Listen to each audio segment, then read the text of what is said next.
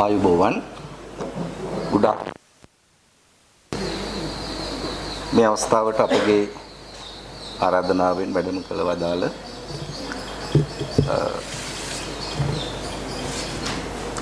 පූජ්‍ය මහාචාර්ය කොටපිටියේ රාහුල අනුනා හිමියන් ප්‍රමුඛ මහා සංඝරත්නයන් අවසරයි ඔබ වහන්සේලාගේ අවසරයෙන් ආශිර්වාදයෙන් මේ උත්සව සභාව ආරම්භ කරන්නට අපි සූදානම්. So I will conduct this gathering, this launching ceremony in English medium because this publication is in English and the keynote speech also will be held in English medium. So let me to conduct this gathering in English medium from here. So we know traditionally the first event is lighting the traditional oil lamp. So I would like to invite cordially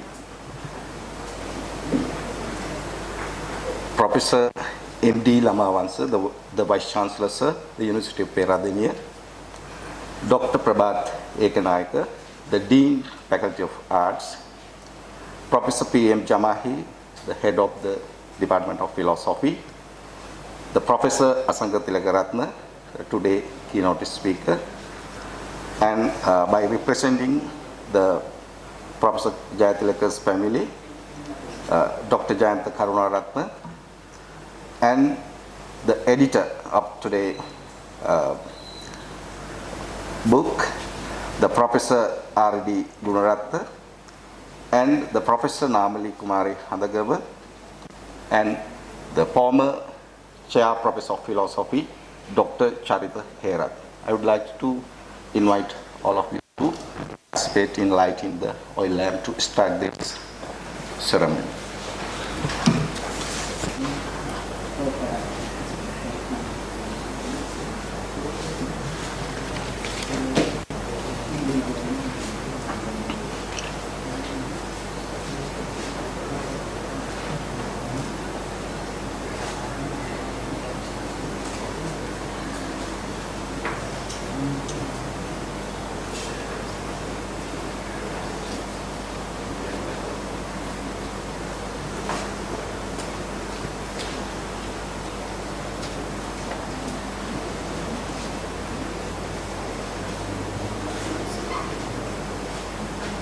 Of you for participating to light the traditional oil lamp. Yes, we are waiting still arrival of the Venerable Dr. Nyangoda Siri Vidyasiri Anunayaka Thero, Malwatha chapter. So still, yeah, we know that this gathering after long time due to the COVID pandemic situation, we couldn't organize this kind of academic things much. So, however, after several months, so we could organize this kind of event, academic event, to thanks to Professor R.D. Gunaratna, editing this kind of literature. So we know this is to commemorate the Professor K. Jayatilaka's name. Yes. ගනු ලබනවා මේ අවස්ථාවට වැඩම අවදාළ පූජනීය ආචාර්ය නියංගොඩ සිරි විද්‍යසිරි අනුනායක තෙරුන් වහන්සේ මලත් පාර්ශ්වයේ ඒ සමග මා ඉතාම ගෞරවයෙන් ආරාධනා කරනවා මේ පනවා ඇති ප්‍රධාන අසුන් මත වැඩ හිඳින ලෙස Venerable Dr. Nyangoda Siri Vidyasiri Anunayaka Thero, Malwatha chapter, and I would like to invite Venerable Professor Kotapiti Rahul Anunayaka Thero. Okay, so now we will move to the next items today. Next, we need to welcome all of you. So I would like to invite Professor Namali Kumari Handagama to to make the welcome speech. Good afternoon, Reverend Sirs, respected Vice Chancellor, Dean of the Faculty, heads of the departments, professors, members of the academic staff, and other invitees. It is my privilege to have the opportunity to deliver the welcome speech at this memorable occasion. The wisdom seekers all over the world celebrate the World Philosophy Day in November each year. Today, the Department of Philosophy of the University of Peradeniya is prepared to launch a volume of essays in commemoration of the centennial birth anniversary of the founding professor of the Department of Philosophy, Professor K.N. Jayathilaka. And I was given the responsibility of welcoming all the distinguished guests who have accepted our humble invitation and are present here for the launching of the volume Pranama, Essays in Commemoration of K.N. Jayathilaka, edited by Professor Dayas Gunaratna, former head of the Department of Philosophy and former Dean of the Faculty of Arts, University of Peradeniya. Therefore, I take this opportunity to honorably welcome the Anunayaka Mahathero of the Malwatta chapter, Agga Maha Pandita Saddhamma Jyotika Daja, Most Venerable Dr. Niyangoda Siri Vijitha Siri Anunayaka Thero. Avasarai Hamdunne.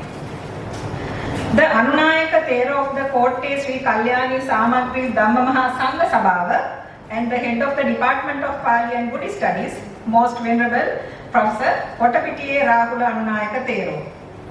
The former Vice Chancellor of the Sri Lanka Bhikkhu University, Venerable Dr. Godagama Mangala Thero. The former Vice Chancellor of the Buddhist and Pali University of Sri Lanka, Venerable Professor Galle Sumanasiri Thero.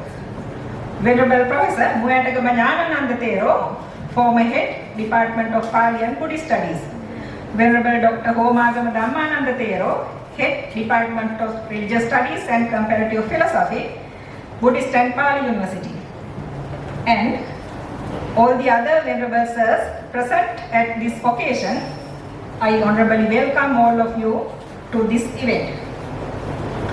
Especially, I would like to welcome the Vice Chancellor of the University of Peradeniya, Professor M.D. Lamawasa, who is here to grace this occasion. Thank you, sir, for being here to encourage us despite your busy schedule. Dr. Prabhat Tekanayaka, the Dean of the Faculty of Arts, we are thankful to you, sir, for the encouragement and support you gave us, and we warmly welcome you to this occasion. Moreover, we are delighted to welcome Professor Asanga Tilakaratna, who has graciously agreed to make the keynote speech at this event. Thank you, sir. Further, I warmly welcome and thank all the heads of the departments, professors of the other universities, senior lecturers, and other academic and non-academic staff members for accepting our invitation and joining us in this occasion. Also, the former head and the chair professor of the Department of Philosophy, Professor Charita Hera, whose ideas initiated this commemoration volume as well. We are happy to welcome you, sir. I also especially welcome Professor K.N. Jayathilaka's family members to this memorable event. Thank you for being with us. Finally, I would like to welcome all the other invitees whose names were not mentioned above but were kind enough to accept our invitation. Again, I, on behalf of the Department of Philosophy and the K.N. Jayathilaka Memorial Committee, warmly and most graciously welcome you all to this commemorating book launch of Professor K.N. Jayathilaka, the founding professor of the Department of Philosophy. Thank you. Thank you very much, Professor Nyamali Kumari Kandagama. So, this volume is named as Pranama. Pranama is a collection of articles edited by the Professor R.D. Gunaratna. So, before presenting this volume, so I would like to invite the senior lecturer, Dr. Saman Pushpakumara, to to give a brief introduction to this publication.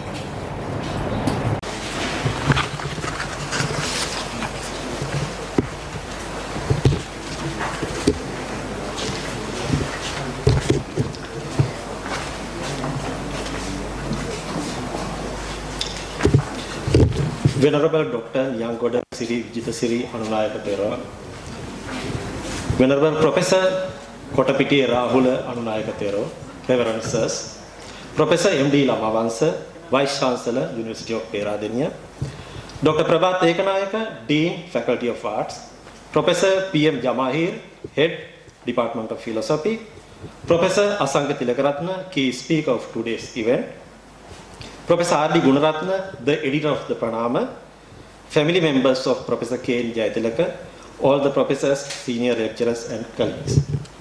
First of all, I would like to thank the Professor K.N. Jayatilaka Memorial Committee and K.N. Jayatilaka Commemoration Volume Publication Committee who gave me the opportunity to make an introduction to the background of Pranama. K.N. Jayatilaka Commemoration Volume is an unusual work. Pranama is an outcome of long historical process. In 1979, Professor D.J. Kalupahana and Professor R.D. Gunaratna made the initial moves to bring out a commemorative volume in memory of Professor K.N. Jayatilaka. And after 42 years, the project has been completed.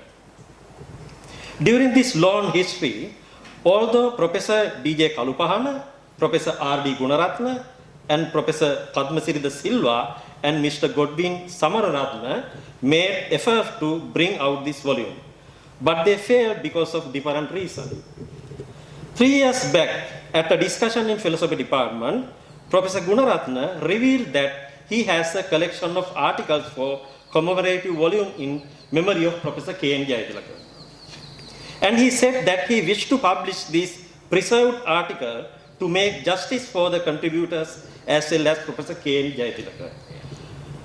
Dr. Charita Hera, he was the head of the philosophy department at that time, and myself was at this informal discussion. Then we determined to publish this volume within 1 year. We were to bring out this volume in 1920s, the 15th year of Professor Jayatilaka's passing away, but the inevitable development in 2020 with the outbreak of the COVID-19 pandemic delayed its appearance. Meanwhile, Venerable Dr. Homagama Dhammananda Thera joined 3 of us to form the publication committee, and Venerable Dr. Homagama Dhammananda Thera decided to bear the full cost of printing this issue. Mrs. Dinesha Megahakotua, she was an assistant lecturer attached to the philosophy department at that period, took the full responsibility of retyping the articles. In the editing process, we faced some difficulties. Some occasions, we couldn't understand the original intended meaning of the authors of the articles. Most of authors are no more alive except 2 contributors. Professor Padmasiri Da Silva is not in Sri Lanka, but in Australia. Then Professor R.D. Gunaratna did a hard job to edit the articles without distorting contributors' original meanings.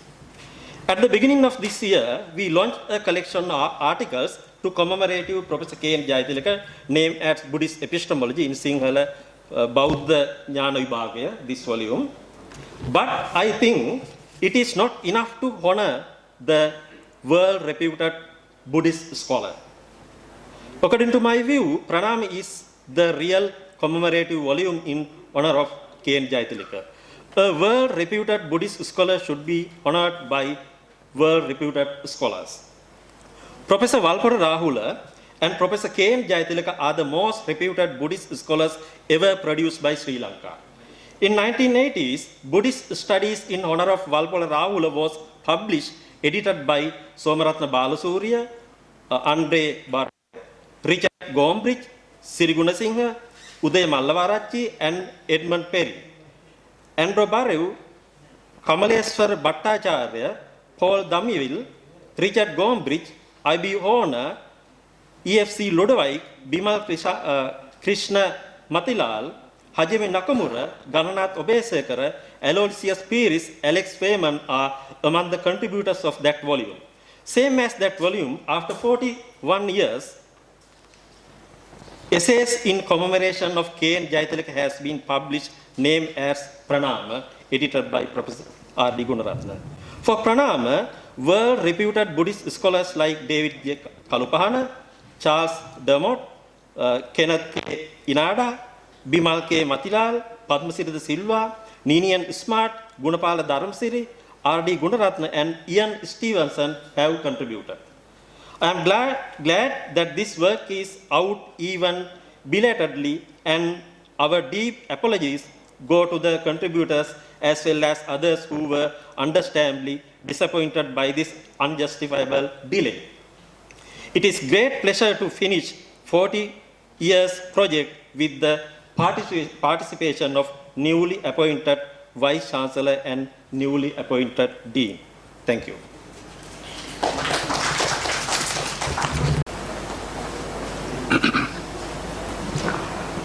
Thank you very much, Dr. Saman Pushpakumara.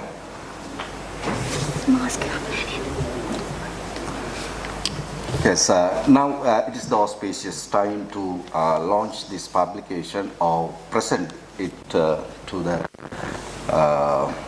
some selected characters. So I would like to invite the editor of this book, Professor R.D. Gunaratna, to present first to our Venerable Dr. Nyangudasiri Vidyasiri Anunayaka Mahathero Malwath. And also I invite the Professor R.D. Gunaratna to present to Venerable Professor Kotapiti Rahul Anunayaka Thero.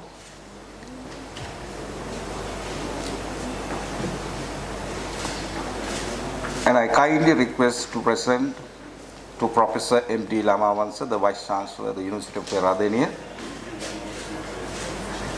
and to Dr. Jayantha Karunaratne, the son-in-law of the Professor K.N. Jayatilaka, and Dr. Prabhat Ekanayaka, the Dean, Faculty of Arts, and to Professor Asanga Tilakaratne, today the keynote speaker,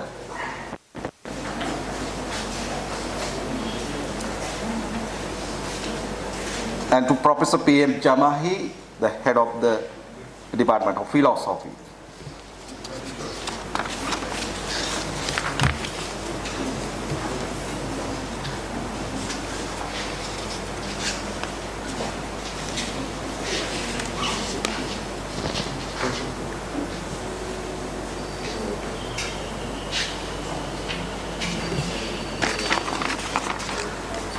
Thank you very much, sir. If you wish, you can present anybody as you wish. So, before our keynote speech today, there are several brief speeches. So, I would like to first cordially invite the Vice Chancellor, University of Peradeniya, Professor M.D. Lamavansa. It is relevant to highlight that the smooth flow in the way the book is written makes the reading an extremely pleasant and an easy task. I don't want to make comment on the content. I'm not qualified at all to do so. However, the sections on anger, Venerable Sirs, ladies and gentlemen, is applicable to all of us in our day-to-day life. How to curtail it, how to understand your own anger. That is important for this university as an administrator as well. And then Professor Jayatilaka had a great international outlook. He had established many things. He visited and delivered lectures the countries around. And that has brought immense recognition to the university and his students and his department and his work. Recently, I had the occasion to visit two places of importance to Buddhism and Buddhist philosophy. It was last week that I was in Takshila in Pakistan. How much the work has gone during the time of King Asoka to spread Buddhism and Buddhist philosophy in that part of the world. And the Takshila, the museum, has got the largest collection, if I'm not mistaken, of the ancient Buddha statues. They are kept well preserved, including what is supposed to be tooth relics, the second tooth relics of Lord Buddha. And the director there, although he is Pakistani in origin, and teaches Buddhism in countries like Japan and South Korea. So, following the footpath of late Professor Jayatilaka, if we are to expand further and take Buddhism across to the other countries, these are the opportunities that we can foster by linking with institutions like the museum. I have already spoken to the dean, and he will take on that role. And I was in Uzbekistan about 3 or 4 months ago as part of my former job. And as the scholars know that more than I know, it has been an epicenter of Buddhism in that part of the world long years ago. Unfortunately, most of the monuments are kept preserved, including in museums there. That is another opportunity for us to try and understand as to how Buddhism was practiced in that part of the world.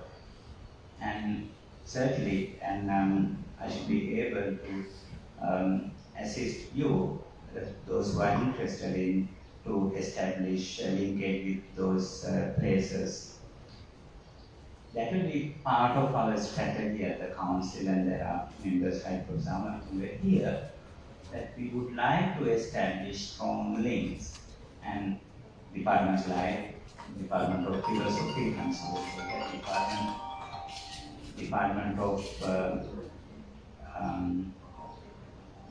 several departments related to Buddhism and all that, and fostering such links will help us in more than one way. I know that we can invite international students to understand and deliberate on Buddhist philosophy. And there are many countries, and it will be our duty to provide them with the basic facilities, be it accommodation and all the other arrangements. The university will be working hard on those areas to help you to establish close links with institutions and the countries. And also the university will encourage, most likely, to establish a publication unit, and we are looking at the economic feasibility of such. At the moment, the university is spending between 10 to 15 million per annum on publication. And whether we should have a publication unit or printing in both, the council will very soon will take a decision on. And finally, it is my humble privilege to appreciate all those contributors and the editors and the Department of Philosophy and the Faculty of Arts in general for coming up with one of the very good volumes that I have ever glanced at. And please remember to send a couple of copies to the library in Colombo and also the National Archives. And with those things, and can I seek your permission to wind up? And also, I'm in the middle of some interviews. I may have to leave this audience without listening to one of the great speeches to follow. Thank you very much indeed. Thank you very much, Vice Chancellor, sir. your appearance here is a great respect for us, and you know with the busy schedules, so we kind enough to present here. We admire your appearance. So, ඊළඟට සිංහල කතා කරනවා. ඊළඟට මුලාසන දෙසුම පැවැත්වීමට ආරාධනා කිරීමට සිදුවේ. පාටිකාමත් ගෞරවයෙන් ආරාධනා කරනවා. මල්වත්ත පාර්ශ්වයේ නායක අපසරයි පොඩිලිය ආචාර්ය නියමුද සිරි විවිධ සිරි කරුණාකරන මන්තර ගෞරවයෙන් ආරාධනා කරනවා. මුලාසන දෙසුම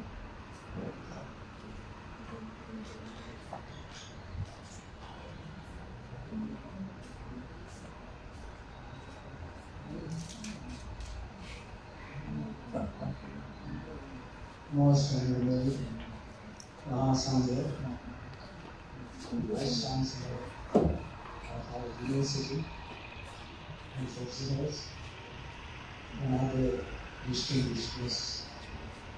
On this occasion, first of all, I take this opportunity to express my gratitude to the organizing committee of this wonderful memorial meeting because Peradeniya University is our university, my university, at our colleagues' university at the 67 period of time. However, our honorary professor, Dayas Gunaratna, is here. It is very satisfaction occasion because I want to tell something about that time. I think it is very good to say something in Sinhala because we are studying English in Sinhalese pattern. Therefore, thinking is coming in Sinhala style. Therefore, I think say something in Sinhala words. 1969 වර්ෂයේදී Peradeniya විශ්වවිද්‍යාලයට ඇතුළත් වුණ අපේ කණ්ඩායමට මේ විශ්වවිද්‍යාලයේදී විෂයන් තෝරා ගැනීමේ පහසුවක් තිබුණා. උසස් පෙළ විභාගයට ගෙනී හිටලා වැඩිම ලකුණු වලින් පේරාදෙණිය විශ්වවිද්‍යාලයට තේරුණ අපට නව විෂය මාලාවක් යෝජනා කර තිබුණා. ඒ විෂය මාලාව තුළ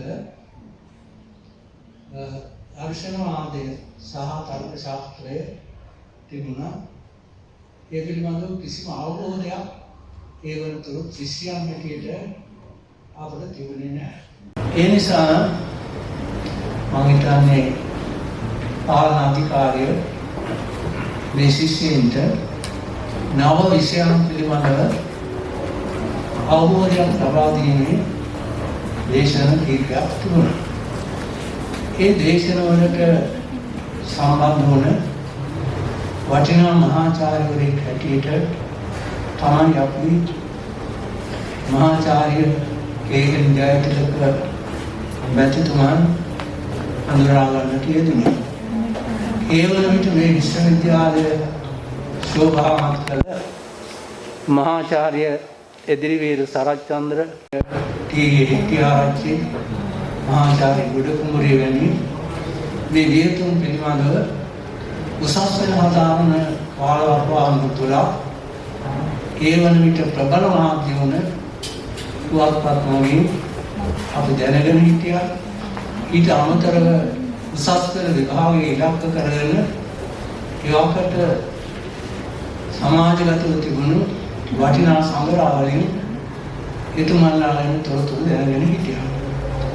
කේ.එන්. ජයතිලක ශූරීන් පිළිබඳව පළමුවෙන්ම අපට අවබෝධය ලබා ගන්නට පුළුවන්කම ලැබුණේ එදා ඒ පැවැත්වූ ඉන්ටරැක්ෂනරි ස්පීච් වලින් නැත්නම් ඒ දේශනාවලින් තමයි. එතුමා මුලින්ම විග්‍රහ කර දුන්නා ඒ දර්ශනවාදී විෂය ඒ ඓතිහාසිකත්වය මිනිසා බොහෝ දේ පිළිබඳව හිතන ආකාරය ගැඹුරු සිතිවිලි ඒ අනුව ඉන්දීය දර්ශන සම්ප්‍රදාය බිහිවීම ඒ සියල්ලෙහි වටිනා ඵලයක් ලෙස බුද්ධ දේශනාව ඉදිරිපත් කිරීම සහ බටහිර දර්ශනවාදී ආකල්ප පිළිබඳව මේ විදිහට එතුමා පැවැත්වූ මුල්ම දේශනයෙන් අපි කීප දෙනෙකුටම විශාල හැඟීමක් ඇති වුණා. දර්ශනවාදය ෆිලොසොෆි අපි ප්‍රථම අවුරුද්ද සඳහා තෝරාගන්න විෂයන් තුනේ එකක් වශයෙන් තෝරාගත්තොත් හොඳයි කියලා. මේක අපේ ලොකු හාමුදුරන් වහන්සේලාගෙන් යනවා. අනේ උන්වහන්සේලා මට නම් තේරෙන්නේ නැහැ මොකක්ද. ඒ තරම හොඳ දෙයක් ඉගෙන ගන්නවා කියන එක තමයි. එතකොට අපේ දෙමාපිය ගුරුවරු තියනවා ඒ පියතුමා කිව්වා ඔබ මහා පළල් විෂයක්. ඔක අවබෝධ කරගන්න බොහොම අමාරුයි. පුළුවන් නම් කලාත්මක නෑ වෙන අදහස් කිව්වා. ඉතින් ඔය ගැඹුරු තුලින් තමයි කේ.එන්. ජයතිලක මහාචාර්යතුමා ප්‍රථමයෙන්ම අපට හඳුනා ගන්න පුළුවන්කම ලැබුණා. මේ විද්වත් සභාව හොඳට දන්නා කාරණයක් අධ්‍යාපන විද්‍යාවේ උගන්වන එක නියමයක් තමයි ගුරුවරයා පළමු දවසේ ඔබට ඉදිරිපත් කරන අදහස් වලින් ඔබ ගුරුවරයා තේරුම් ගන්නවා කියන කාරණය. ඒ අනුව මහාචාර්ය ජයතිලක ශූරීන් අපි මුතුන් මිනිසෙකු හැටියට ප්‍රථමයෙන්ම තේරුම් ගෙන සිටියා. ඊට අමතර වශයෙන් එතුමා මේ විශ්වවිද්‍යාලයේ බෞද්ධ සංගමයේ අනුශාසකවරයා හැටියට කටයුතු කරා පමණක් නොවේ අවස්ථානුකූලව ඒ සියලු ආගමික වතාවත් ආදීට සම්බන්ධ වුණා. එතුමා ගැන පසුකාලීනව තොරතුරු සොයා බලන විට එතුමා මේ රටේ මාධ්‍ය ක්ෂේත්‍රයේ මුලින්ම උගතෙක් වශයෙන් වටිනා කාර්යභාරයක් ඉටු කළ බව දැනගන්නට ආරෝධ කරගන්නත් පුළුවන්කම ලැබුණා. ඉතින් ඔය අතීතයේදී විශේෂයෙන්ම සඳහන් කළ යුතු වෙනවා. අපේ දේශන මාලාව එතුමා ආරම්භ කළා. ඉන් පසුව තර්ක ශාස්ත්‍ර විෂය කොටසට සම්බන්ධ වුණේ මහාචාර්ය අපේ දෛස්කුණරත්න නැතිතුමා. එතුමා මේ කාලයෙන් පස්සේ අදන් තමයි ලැබෙන්න පුළුවන් ලැබුණේ. එතුමා පළමුවෙන් දේශනාවේදී කිව්වා අහස තාමත් අපේ ඉතේ ඇඳිලා තියෙනවා. මේ විද්‍යාර්ථීන්ට සඳහන් කරන්නට ඕන හැමදාම අපි තර්ක කරනවා. එතුමා පළවෙනි මේ කාරණේ කිව්වා.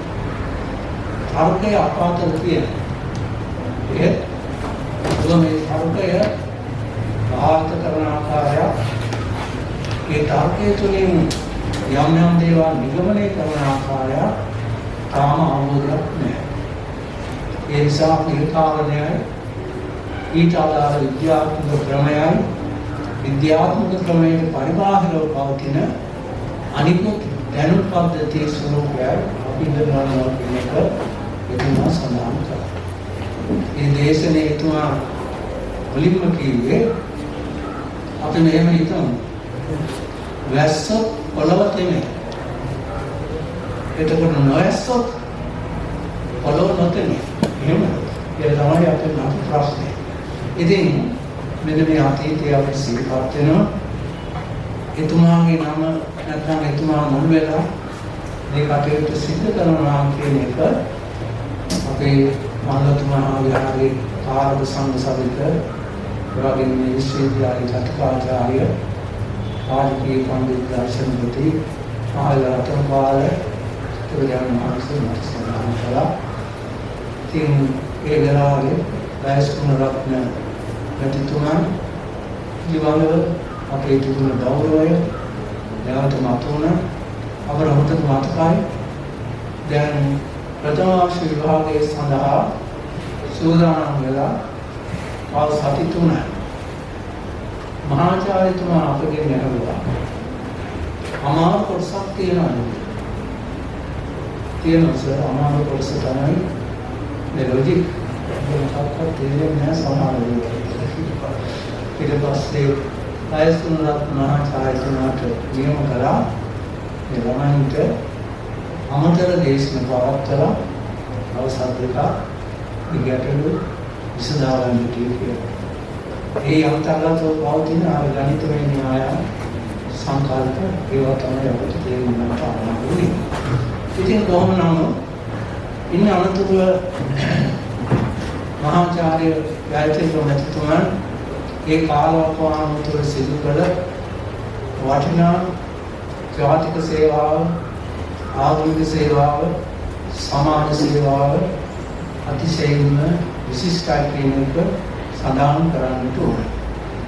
විශ්වවිද්‍යාලය අවසන් කරන කාලවකවානුව වන විට මහාචාර්යතුමන් විසින් අපට උගන්වා තිබූ කාරණාවලට අමතරව එතුමා ලෝකයට බෞද්ධ දර්ශනයේ ගැඹුර ඉදිරිපත් කිරීම පිළිබඳ යම්කිසි අවබෝධයක් අපට ඇති කරගන්න පුළුවන්කම ලැබුණා.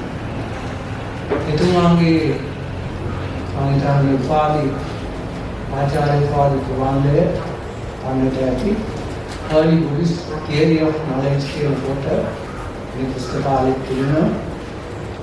ඒක 3-4 වාරයක් කියවලා එහෙම නැත්නම් ඒ ගැන දන්නාලින් කරුණ අවබෝධ කරගැනීමෙන් පස්සේ තමයි අපේ ප්‍රේමසිරි මහාචාර්යතුමා කියනවා එතුමා බෞද්ධ දර්ශනයේ කාලයේදී අපට පැහැදිලි කළා මේ ලෞතර බුදු පියාණන් වහන්සේ විසින් උන්වහන්සේගේ සම්බුද්ධ ඥානය ඉදිරිපත් කර න්‍යාය විභාගය නැත්නම් කාර්යය කුමක්ද කියන කාරණය එය අපේ ජයතිලක මහාචාර්යතුමන් එතුමාගේ ඒ නිබන්ධනයේ පැහැදිලි කොට තිබෙනවා.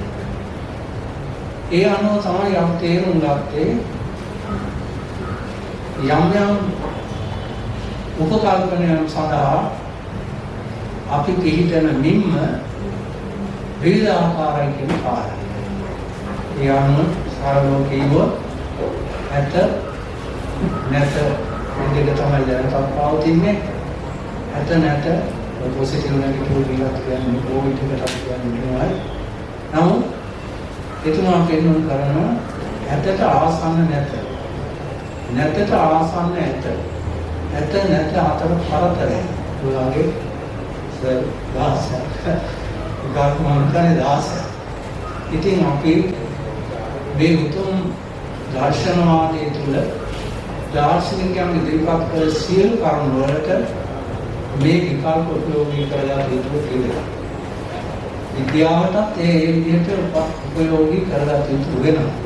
විශේෂයෙන් විශ්වෝන් වහන්සේලා වශයෙන් දුක, කර්මය, හේතුඵලවාදී මේ ආදී ගැඹුරු බෞද්ධ දාර්ශනික ඉගැන්වීම් තේරුම් ගැනීමට නම් විග්‍රහ කිරීමට නම් ඇතට ආසන්න නැත, නැතට ආසන්න නැත, ඇත අතර මධ්‍යස්ථ විදිහට මේ වාක්‍ය අවබෝධ කරගන්න තියෙනවා.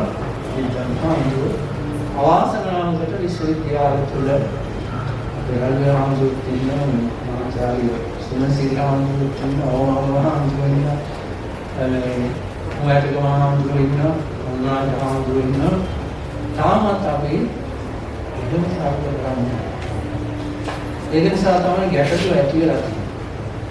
දැන් කර්මය ගැන බොහෝ ගැටලු ඇති වෙලා තියෙනවා. මිනිස්සු ලෝකේ බොහෝ ඇති කරනවා. නමුත් හොඳින් ජීවත් වෙනවා. මේ මොකද කියලා අහනකොට අර තර්ක ක්‍රමයේ තියෙන මේ යම් කිසි පදනමකින් තමයි විස්තර කරන්න වෙන්නේ. ඒකට හරියට උත්තර ලැබෙන්නේ නැහැ. ඉතින් උපත එතකොට පුනර්භවය ඔය ආදී කරන දෙයකටම තියෙනවා. කියන්න අදහස් කළේ මේකයි මහාචාර්ය ජයතිලක සූරී නදා පහදා දුන් ඒ තාන්ත්‍රික පදන මේ බුද්ධ පදනමයි ඒ අර ಭಾರತೀಯ චතුස්කෝටික තර්ක ක්‍රමය මෙන්න මේවා කියලා අපිට බොහෝ සෙයින් යම් යම් දේවල් අවබෝධ කරගන්න පුළුවන් වෙයි. මහාචාර්යතුමනි පුරුදුතුමනි කොවිඩ් එකේ ඒ තියෙන සමහර ඒවා තේරෙන්නේ නැහැ. අසුවවන්න වෛද්‍යවරයෙක් කියනවා. ඊවට මේක තේරුම් ගන්න නම් අර තර්ක පද්ධතියට අනුකූලව කියනවා. මොලේ සමාන කරන්න කෙටි.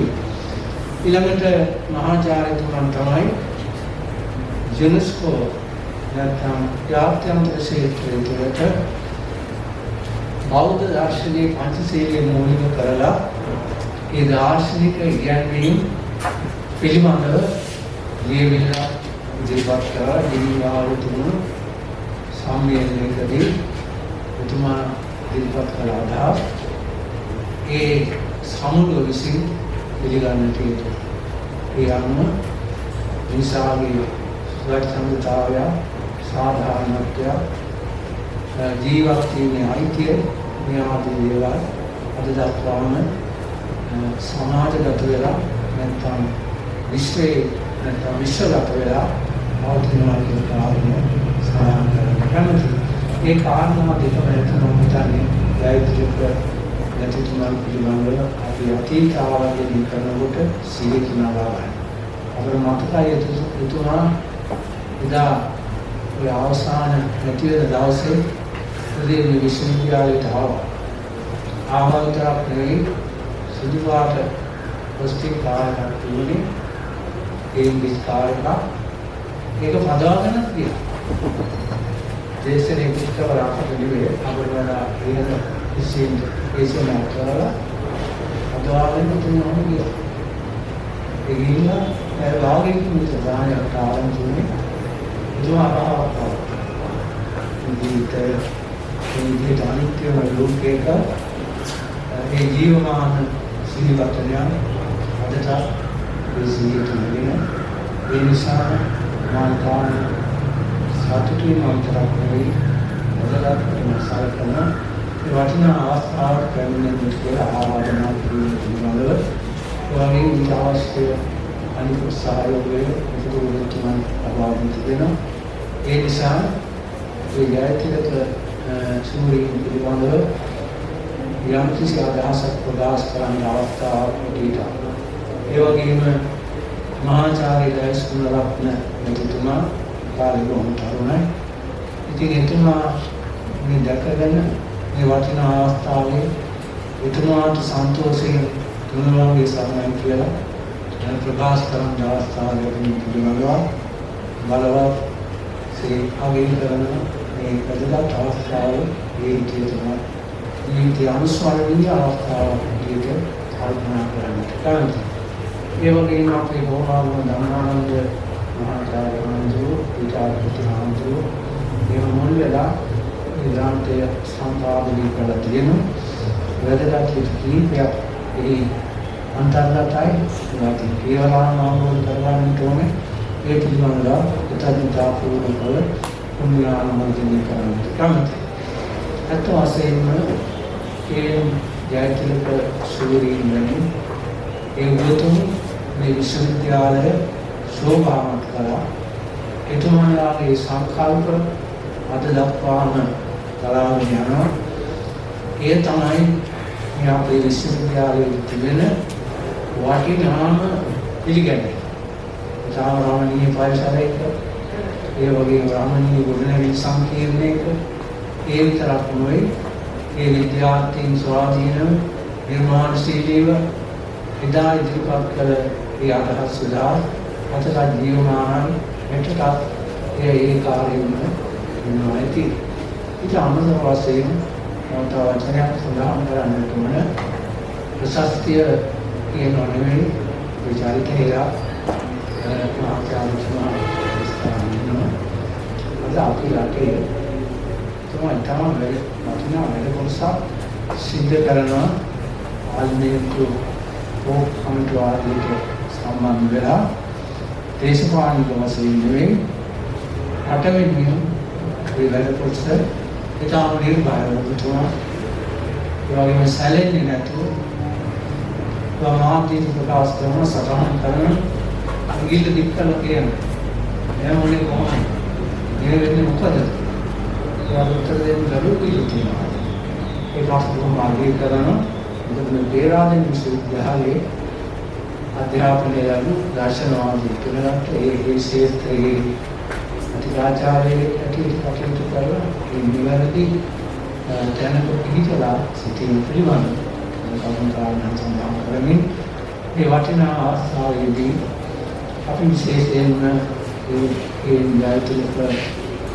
නැතිතුමන්ට මේ විශ්වවිද්‍යාලයේ සිටින සේවය රටට දැයට ඒ වගේම මානව වෘත්ති ප්‍රභාවට සිටින සේවය සිහි කරගෙන ඒ ආයතනා මේ අවස්ථාවේදී සම්මාන ප්‍රයත්තුවා මහාචාර්ය සරතන්දනතුමාණිට විවාහම ගැඹුරුයි උන්වහන්සේ වතුනේ විද්‍යාපීඨයේ පුනර්භවය එතකොට දිව්‍ය ලෝක මෙයා පිළිබඳ දෙද සම්මාන වුණා ඒ කාර්යක්‍රමයේ ඉතින් ඒ තැන්වල මෙතුමා සරතන්ද මහාචාර්යතුමාට හරියට කල්පිත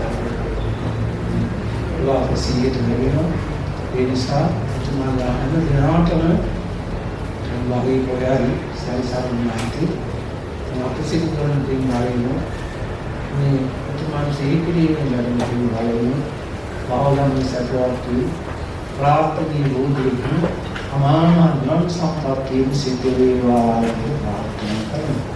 ඒ වගේම අපි දෛස්කුල රත්න මහාචාර්යතුමාට රත්නත්‍රය ආශිර්වාදයෙන් සියලුම විවිධින් සරදාසන් ආශිර්වාදයෙන් විජයශ්‍රී ජයශ්‍රී මහා බෝධි වහන්සේගේ ආශිර්වාදයෙන් එතුමා නිදුක්ව නිරෝගීව සියවසට අධිකාරය චිරජීවනය කරන්නට ශාස්ත්‍රීය සේවාව සිද්ධ කරන්නට ශක්තිය ධෛර්ය වාසනාව ලැබේවා කියලා ප්‍රාර්ථනා කරනවා. इसे प्रार्थना करनी मुझे क्या साथ ප්‍රණාමයෙන් කරනවා අනුනායක මහන්සියට වහන්සේගේ වැඩමවදාළ වීම වෙන අවස්ථාවේ තමයි අගය කරන වගේ වහන්සේ වටිනා සොඳුරු මතකයන් සමග වටිනා අදහස් කිහිපයක් ඉදිරිපත් කරා මුසුදේශී හොඳයි. We will move the next event then. So next I would like to cordially invite the Dean of the Faculty, Dr. Prabhat Ekanayak, to address this gathering.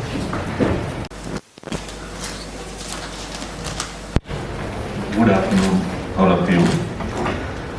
ගෞරවනීය අපේ අනුනායක ස්වාමීන් වහන්සේලා දෙපළගෙන් අවසරයි. Reverend Sirs,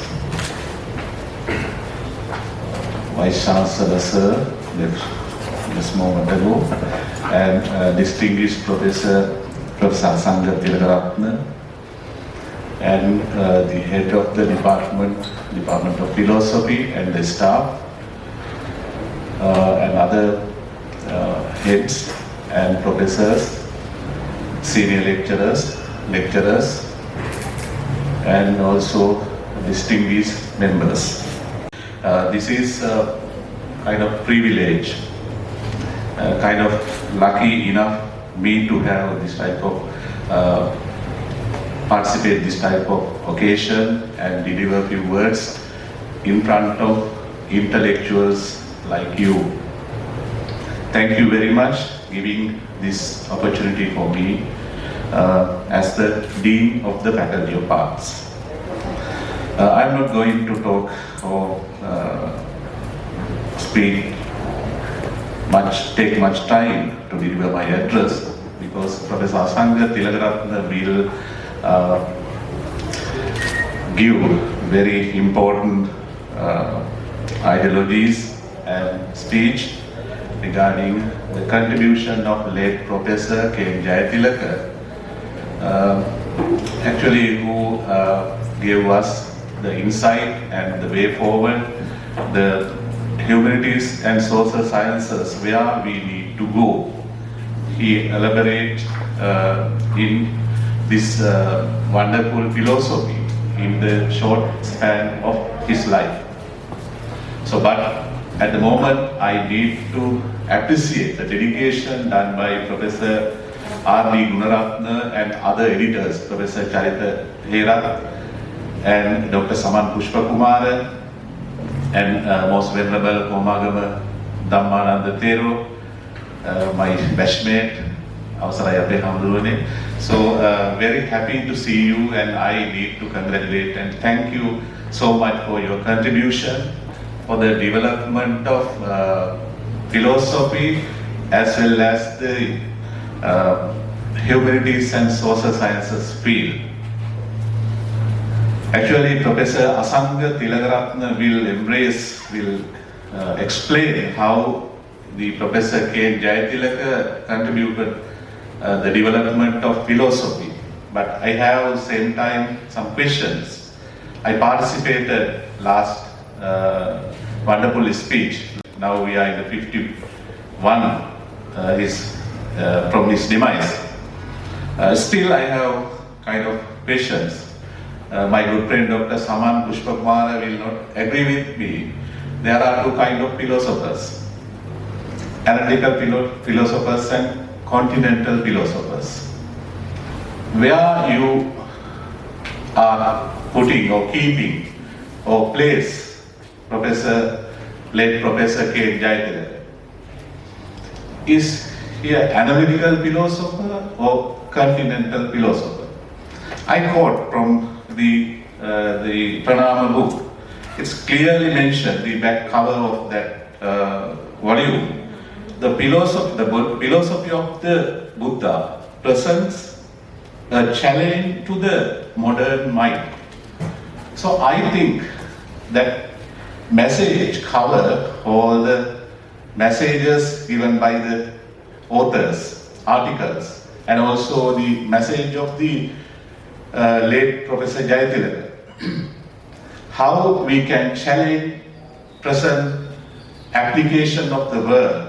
So I believe that we can keep or we can place Professor Jayatilaka in between analytical philosophy and continental philosophy. Forgive me, that's my view. The professor will explain this very clearly in his speech. And also I have a question there. What is the role of the philosopher? Now, you know that we can't categorize philosophers like teachers, engineers, doctors. Even though we are paid scholars, especially the scholars in the intellectuals in the Department of Philosophy, I believe that you are not paid workers. You are kind of think tank. You are the people who are giving the way, guidance to the society, the world. So how we distinguish between paid philosopher and the real philosopher? That's the kind of question raised in my mind. The third question is how we can bring forward the philosophy of Professor K. Jayathilaka. I remember Professor Asanga Tilakaratne last time mentioned that 50th celebration or maybe the remembrance occasion, he clearly mentioned that this should not be limited to just remembrance of Professor K. Jayathilaka's work. We need to bring forward how, as the members of the Faculty of Arts, we need to think again, or we need to adhere with his vision. You know that there are some people still not believing or recognizing the contribution of this great philosopher.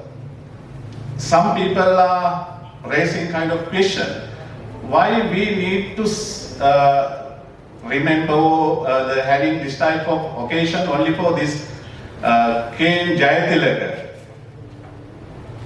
What about others, other contributors?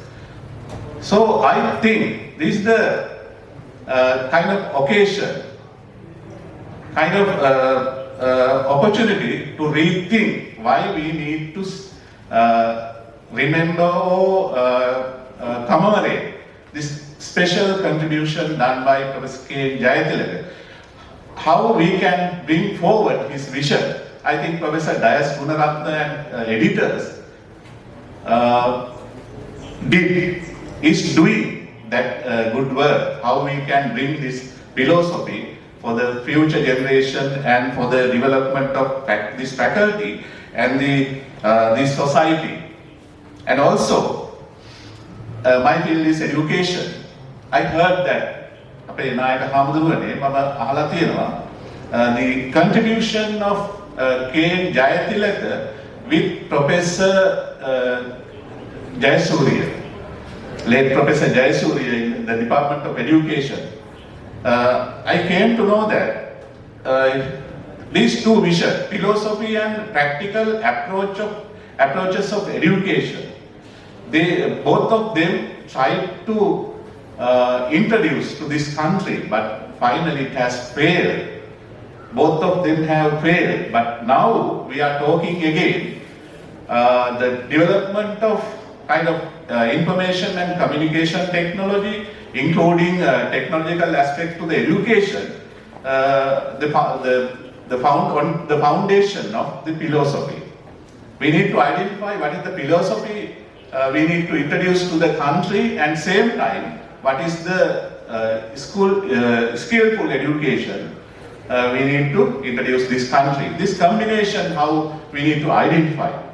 කොහොමද අපි මේ දෙක සම්බන්ධ කරන්නේ, දර්ශනය සහ තාක්ෂණය. That's the combination of late Professor Jayathilaka and Professor Jayasuriya. We need to rethink about these two eminent scholars' thinking and philosophies. Finally, I think we are, as the tiny people, small people, we need to climb up the shoulders of giants to see a little bit further. In the education, we are calling that zone of proximal development. Vygotsky, psychologist, told that. We can acquire something to the short span. I mean, we can get ideas without others' help to certain extent. If we need to go beyond that, we need to get help with the eminent people or maybe teachers. So how we can use this great philosopher to see beyond our vision, beyond our today's expectation for the establishment of vision for the tomorrow. So I think our great Professor Asanga Tilakaratne will explain how we can use that the vision of late Professor K. Jayathilaka to understand the need vision, the required vision for this faculty and this society. With that remarks, I will wind up. Thank you so much for giving me opportunity, and also අපේ දහමේ විදිහට මම ප්‍රාර්ථනා කරනවා අපේ ඩයසර්ටත් ඒ අනිකුත් ඒ එඩිටෝරියල් board එකේ සියලු දෙනාට තවදුරටත් මේ රටට මෙවන් විශිෂ්ට සේවාවන් කිරීමට ශක්තිය, වාසනාව, ධෛර්යය ලැබේවා කියලා. බොහොමත්ම ස්තුතියි. Thank you very much, Dean sir. I think as the new Dean of the faculty, this is the first time that you are participating to an event organized by the Department of Philosophy. So thank you very much for your appearance, and you raised, I think, very, very important several questions to think. So thank you very much. Before our keynote speech, we have another two speech. Next, I would like to invite Professor P.M. Chamahi, the head of the Department of Philosophy, to address briefly this gathering because we have very limited time. Respected and most chief guest of the day, when Nyangoda Sri Vijitasuri Anunayaka Thero of the Malvatta chapter, when Professor Kottapitiya Rahula Anunayaka Thero, head Pali and Buddhist study, Dean Faculty of Arts, Dr. Prabhat Ekanayaka, keynote speaker, Professor Asendra Tilagaratne, editor of volume Pranama, Professor R.D. Gunaratne, our invited guests, and dear colleagues. As the head of the department, it is my great privilege to attend this Professor K.N. Jayathilaga oration and launching volume edited by Professor R.D. Gunaratne. We are so happy to commemoration late Professor K.N. Jayathilaga annually for his eminent contribution to the field of philosophy. Today is his 101-year birth anniversary. Even though Professor Jayathilaga has lived in this world for a very short period, his contribution to the academic field of philosophy is remarkable. For an example, one of the remarkable contribution of K.N. Jayathilaga is best known as the author of the books Early Buddhist Theory of Knowledge. Perhaps the great books written by a Sri Lankan in the 20th century, of work that has been described as a masterpiece and as an outstanding contribution to history of Indian philosophy.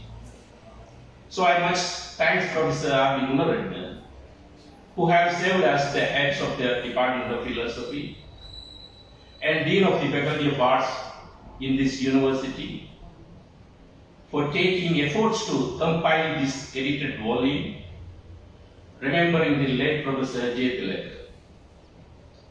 Collecting articles or collecting essays about who devised more than 5 decades ago is not an easy task in this pandemic situation.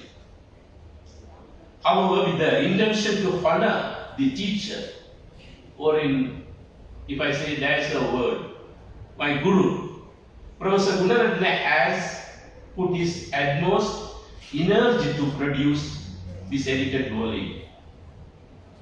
The article in the edited the essay in the volume reflect the major thoughts and different academics role of later Professor Jayathilaga. As the head of the department and on behalf of the department colleagues, I thank Professor R.D. Gunaratne and his team for his remarkable work in remembering the late Professor Jayathilaga. I must also thank my academic colleagues, professors, invited guests, head of the department, and admirative staffs for making this event success. And also I would like to thank in this occasion Rahula Anunayaka Thero. When I was the students, my dissertation title is A Philosophical Study of the Concept of Nibbana in Buddhism. The time I was a student, I contact the Rahula Thero several times. guide me and help me to how to create, how to present my dissertations. And we were one group more than 10 years. Lady will also will state. Still we are very close. So Rahula Ananayaka Theros, once again I thanks for your help. And finally, once again I thanks all for this opportunity. Thank you very much. Thank you very much, Head Sir, the Department of Philosophy. Yes, next I'm going to cordially invite the editor of this book, the former Dean of the Faculty of Arts and former Head of the Department of Philosophy, Professor R.D. Gunaratne. Venerable Anunayaka Thero of the Malayalam chapter, Venerable Anunayaka Thero of the Kotte chapter,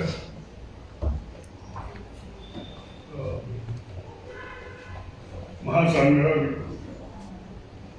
distinguished Nayaka Theras,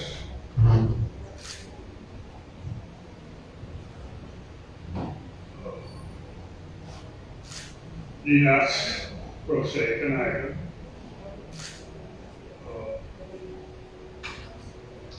Professor Asanga Tiragala, Professor Tarika Herat, and of course, Venerable Ramananda Nayaka, who has been really the strength behind this publication.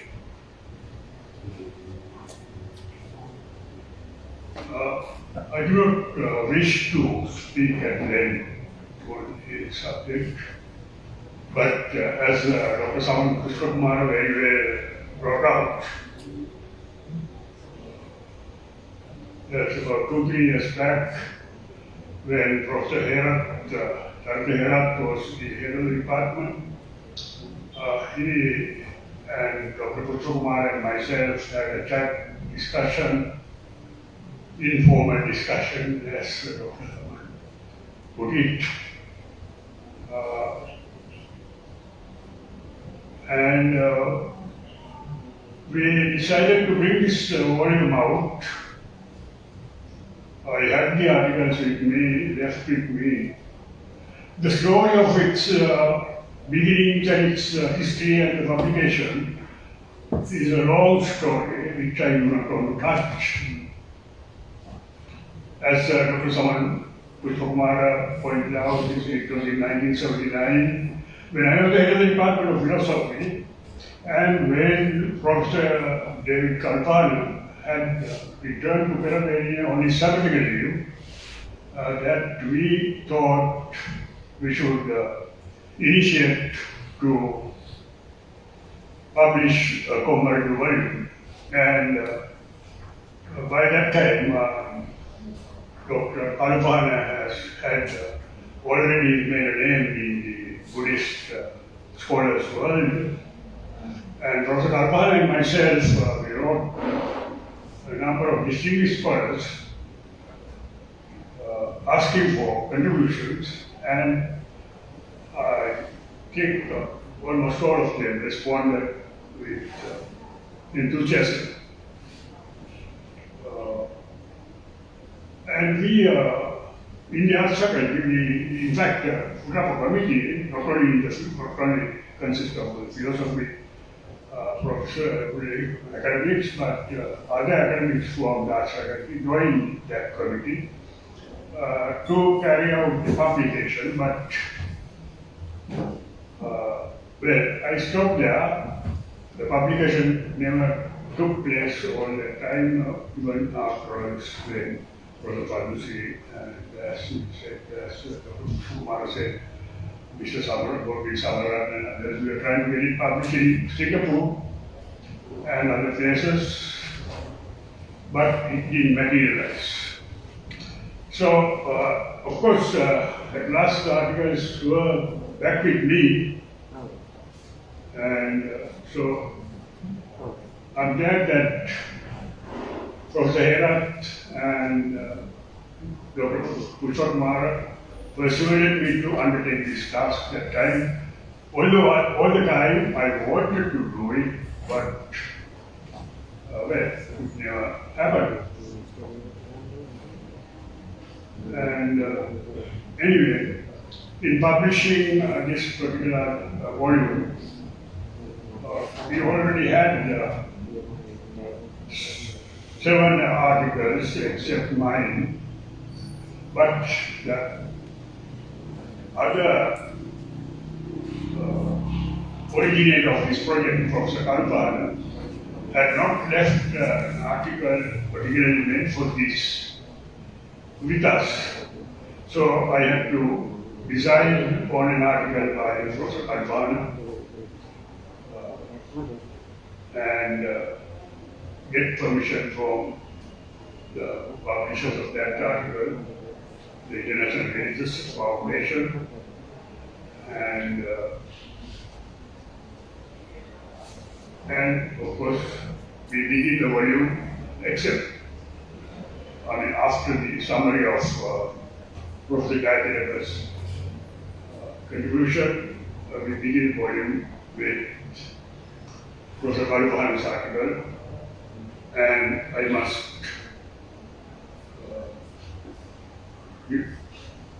remember him with,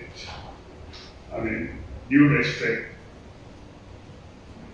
on this occasion. Because it's not so Professor Kalpana, most of these articles wouldn't have probably reached us, because already he was of some standing in the Buddhist academics world.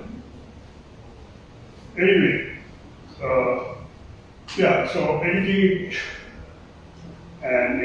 and yes, Dr. Kurasula, editing an English book nowadays is not that easy.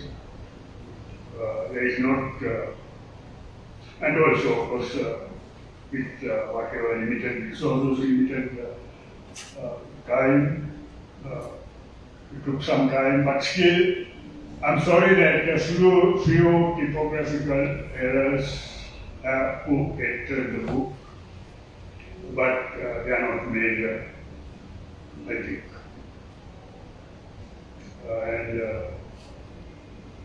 Now, Dr. Karunaratne, I'm glad that you are here, because this is a dedication to your father-in-law. It's a dedication which I always wanted to present.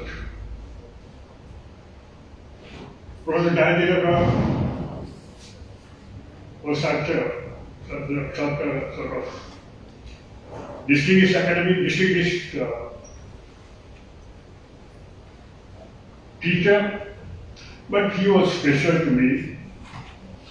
I do not like to narrate these stories, but in my second year after this, in this university as an undergraduate, at the very beginning of the second year, I met Professor Gayathiraka. I met Professor Gayathiraka because he wanted to meet me. I had done philosophy for my first year exam, and probably, pardon me for saying these things, probably I had the best A in philosophy that year.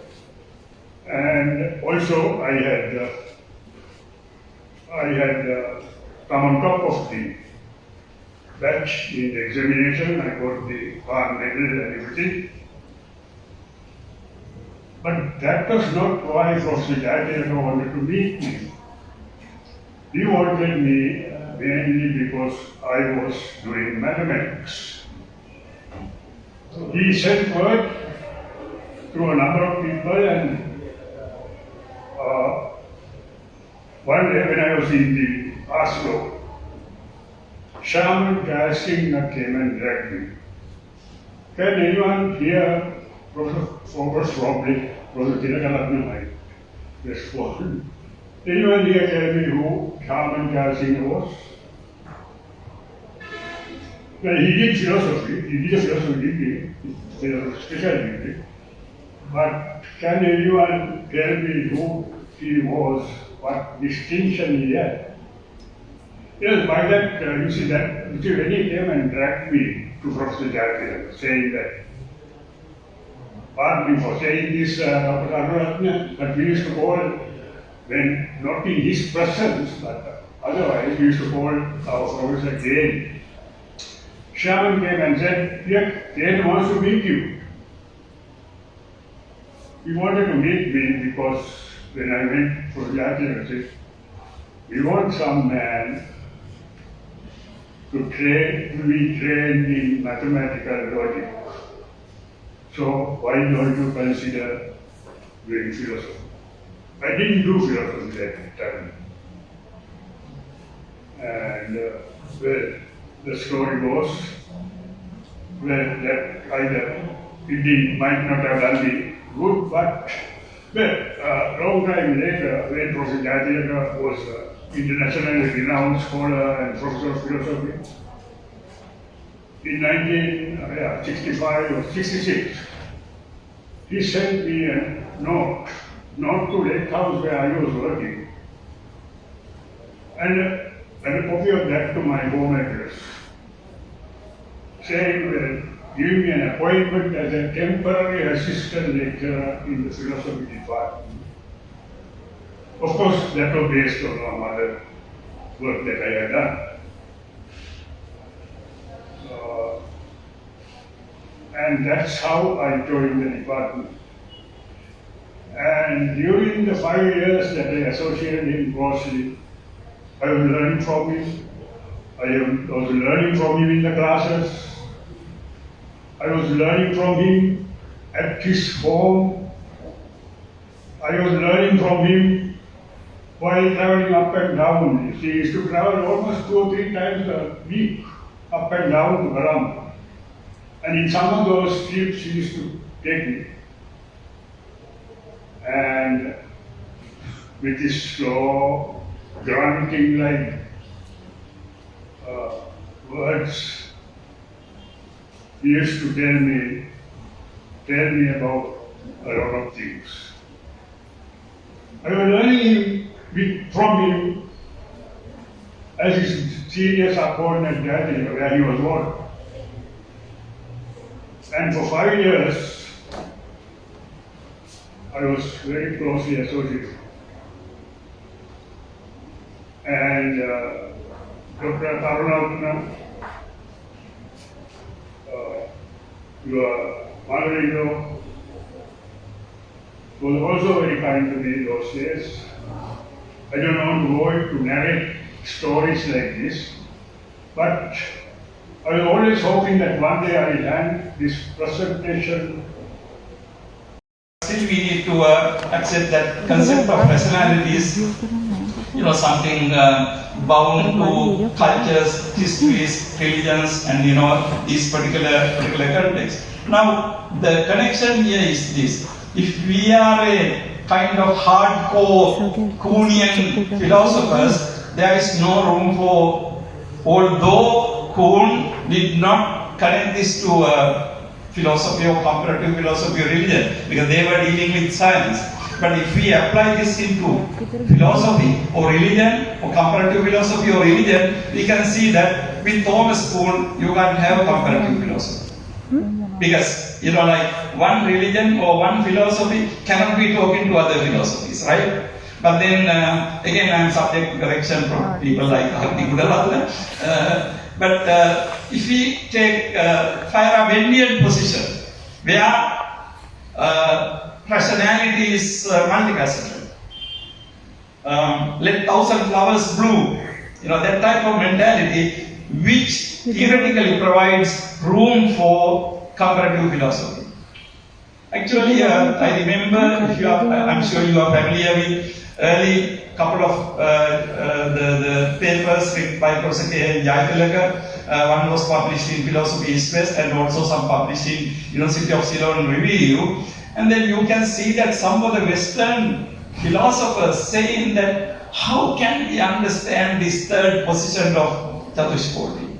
how can we understand the fourth position of Chatushkoti? And I remember one of the writers saying, oh God, my God. That is the end of the discussion. I mean, simply they thought that, you can't understand, you can't make sense out of that. But I think my own argument is not really a scholarly argument. My own argument is ultimately we as human beings. Now here we are coming all from Sri Lanka and hopefully there are few foreigners, but coming from Sri Lanka, coming from Buddhism, coming from Asia, so we have similarities. But then at some point, when you look at the Western tradition, so the popular view was East is East, West is West. The twain shall never meet. But then on the other hand, as a person who got trained in University of Hawaii at East West Center, where in 1934, I think comparative philosophical project East and West started a long time ago, 1934. I think we make sense. We understand each other. If nothing else is there, we share quite a lot perceptual universe with all the other human beings. Right? We know that the perceptual universe by cats, or bats, or dogs can be quite different from ours. Right? Can be different. But even then, cats and dogs respond to us, right? So in that sense, my argument is, I don't have time to elaborate here, but based on our own biology really. So, although we can have, even within same culture, we can have different education, different philosophy, but still at another level, I think we can communicate and we can also make sense. So therefore, from that point of view, I think this comparative project is, something very, very important. And the second aspect of comparative project, the existential aspect, is that the moment we sit down to do comparative philosophy, moment that we accept that, okay, your position is intelligible, that doesn't mean that I accept it or not. That's a different thing. But the moment I say that your position makes sense, I think I have given you a lot. And the moment we sit down together to talk, we have shared a lot.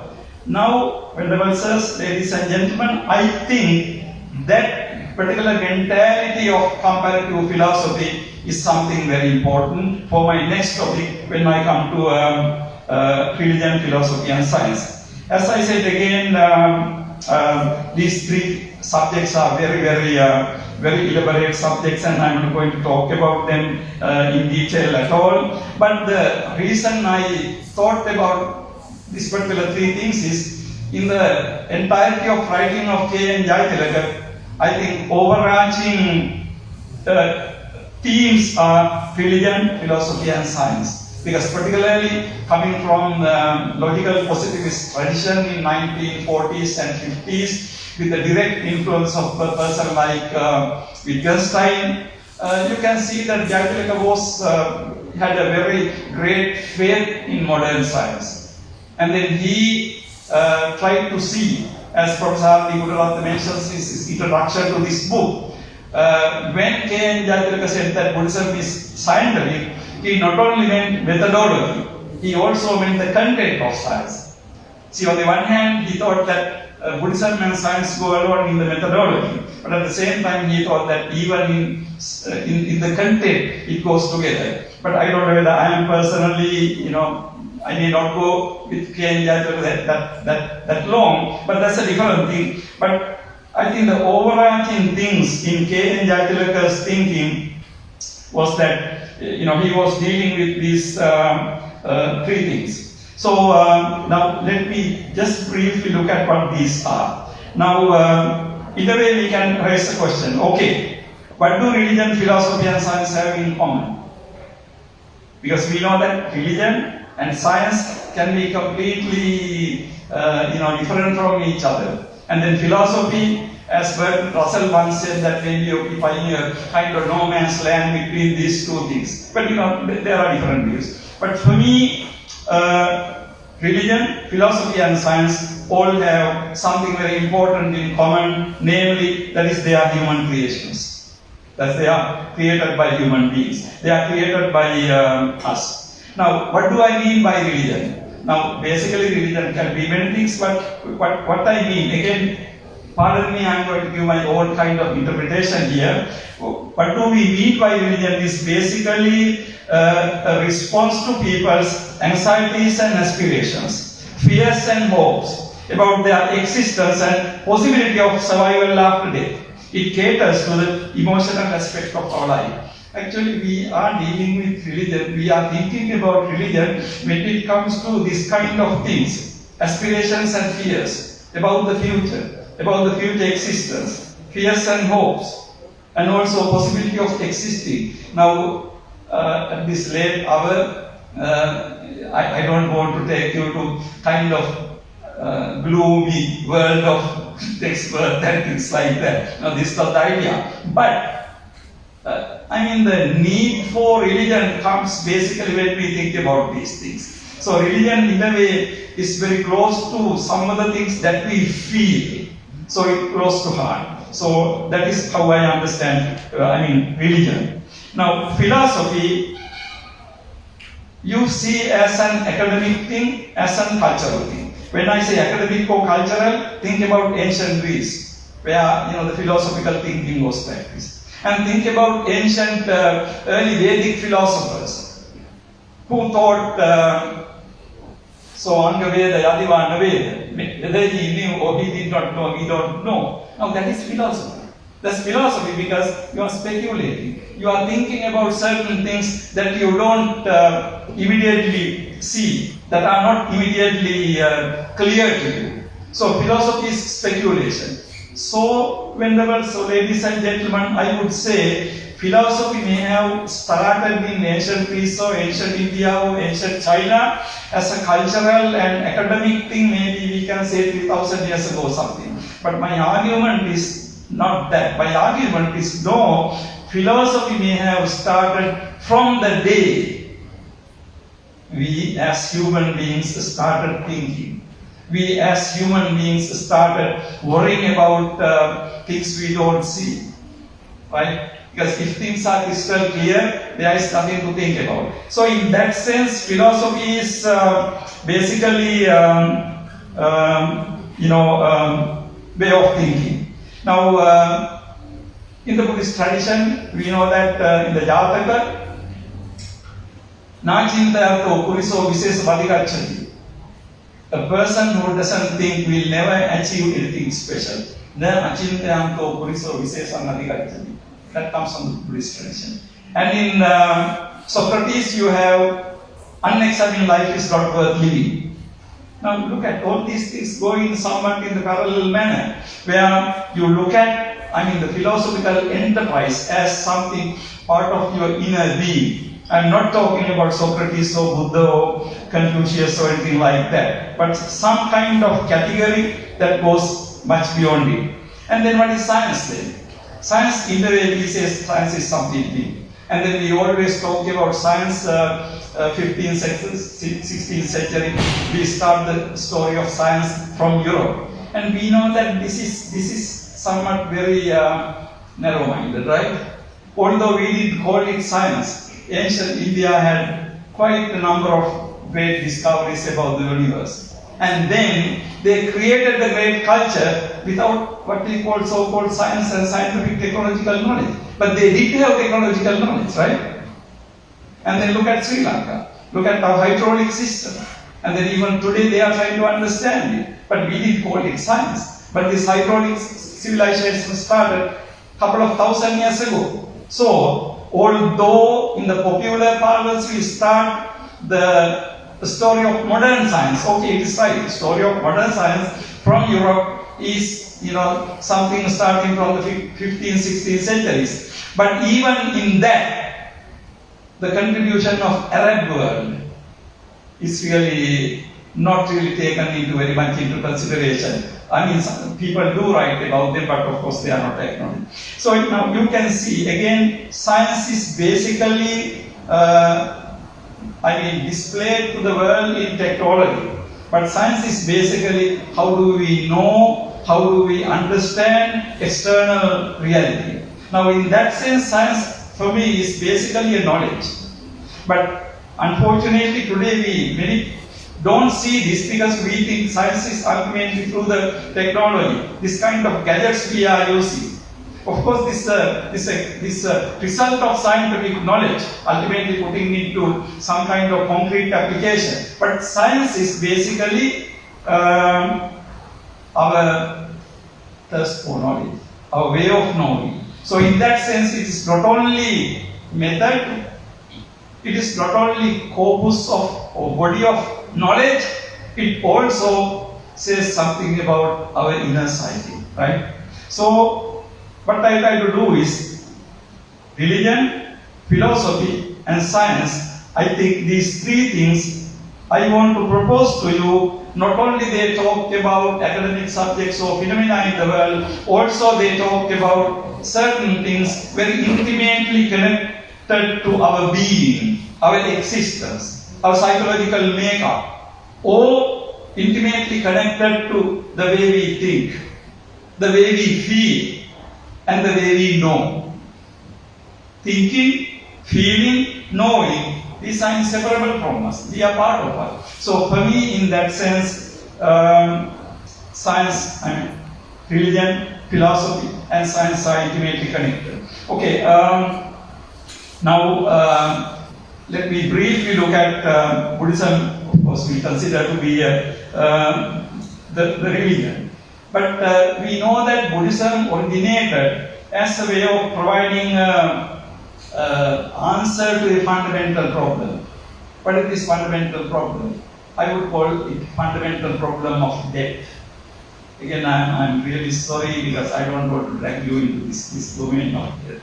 But we have to go home and have dinner and meet friends and things to do. So it's not my purpose. But the reality is that it was the problem of death. Now Siddhartha was after this problem. And I think the Venerable ones who know the text better than me, the Buddha's expression was the 5 months. When Buddha went then first was in Pali, Amatang Adhigatan, right? That was what he said. Amatang Adhigatan. I realized deathlessness. Now that was the explanation. Amatang Adhigatan. 5 months said, what the heck? How can you do that? Disbelief. But Buddha's triumphant exclamation was Amatang Adhigatan. I realized deathlessness. I think this is something very, very interesting, something very, very important, something very, very interesting Buddhism provides. I accidentally bought one time a book from, when I was in, I think, Harvard or Oxford, from a used bookstore, the book called Gilgamesh. And then brought it home and read it and found it extremely fascinating. This epic of Gilgamesh is considered to be the oldest epic, Mahakami in the world. It comes from Sumerian culture about much earlier than the Vedic culture. So very old. So in this Gilgamesh is very interesting. Gilgamesh is the name of the person, some prince, very powerful physically. And then the story says that he had this friend. So the friend and Gilgamesh were, so young, so youthful, first they were bad people, but then they became good people and doing all good things. So one fine day, Gilgamesh found that his friend was dead. And he could not simply believe what happened and he could not understand. Then finally he thought, no, this is not no point. I must find the way to live forever. And the story is really how Gilgamesh went on looking for a solution for the medicine for eternal life. According to the story, Gilgamesh finally, after fighting so many wars and battles and all that, went to the end of the world and found the medicine. He got the medicine into his hand. But once he got the medicine into his hand, he was so tired after all these things. There was a river. He kept it by the river bank and have a bath and fell into sleep. Unfortunately, snake came and swallowed it. So he got up and he did not find the medicine. Now after all these things he found the medicine, but now it was gone. So the story says that Gilgamesh came back to his kingdom, and what he did, he thought that he would just take around the walk around his kingdom. Now what is the end of this story? It kind of puzzled me. Now after going that far to discover, and having discovered, having found the medicine, having lost it, he came back and then he just had a walk around the city. Now contrast it with Siddhartha's story. Now Siddhartha's story is really the Indian counterpart, right? But then the difference is this: Siddhartha, when he saw all these old person, sickness and all that, he gave up everything and he wanted to find something. That was again deathlessness. But it's a very, very fascinating two stories, Gilgamesh's story and Siddhartha's story. Two answers to the same type of question.